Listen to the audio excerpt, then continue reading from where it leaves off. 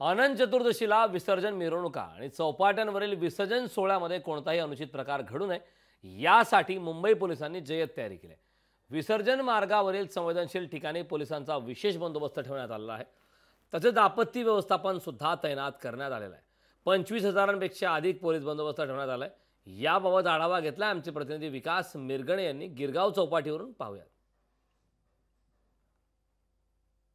गणपती विसर्जनासाठी मुंबई पोलीस आणि मुंबई महानगरपालिका सज्ज झाले दिसून येते। आपण पाहू शकतात इथे गिरगाव चौपाटीवर मी आहे। अशा प्रकारे पूर्णपणे मुंबई पोलिसांनी आणि मुंबई महानगरपालिकेने जोरदार तयारी केलेली आहे। प्रत्येक ठिकाणी व्यासपीठ तयार करण्यात आलेले आहे। ज्या ठिकाणी पोलिसांसाठी असेल, माध्यमांसाठी असेल, हे सर्व व्यवस्था करण्याचं काम जे आहे मुंबई पोलीस आणि मुंबई महानगरपालिका करताना दिसून येते। कारण उद्या अनंत चतुर्थी असल्यामुळे गणपती बाप्पाचं विसर्जन होणार आहे। त्या दृष्टीने पूर्णपणे प्रशासन जे आहे जो आहे तयारी करताना दिसून येत आहे आणि मोठ्या प्रमाणात 25,000पेक्षा जास्त जे आहे मुंबई पोलीस आणि बंदोबस्त लावलेला आहे। प्रत्येक चौपाटीवर आहे ते पोलीस तैनात करण्यात आलेले आहे। कुठली अनुचित घटना घडू नये या दृष्टीने खबरदारी घेण्याचा प्रयत्न जे केलेला आहे।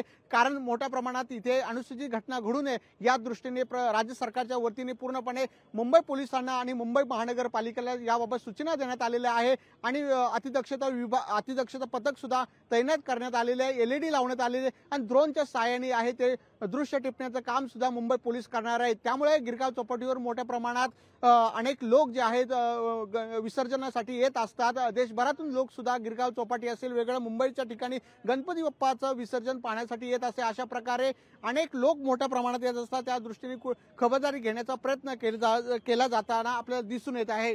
कॅमेरामॅन विनेतसह विकास मिरगणे, लोकशाही मुंबई। लोकशाही मराठी ऐका, पहा, जागरूक रहा।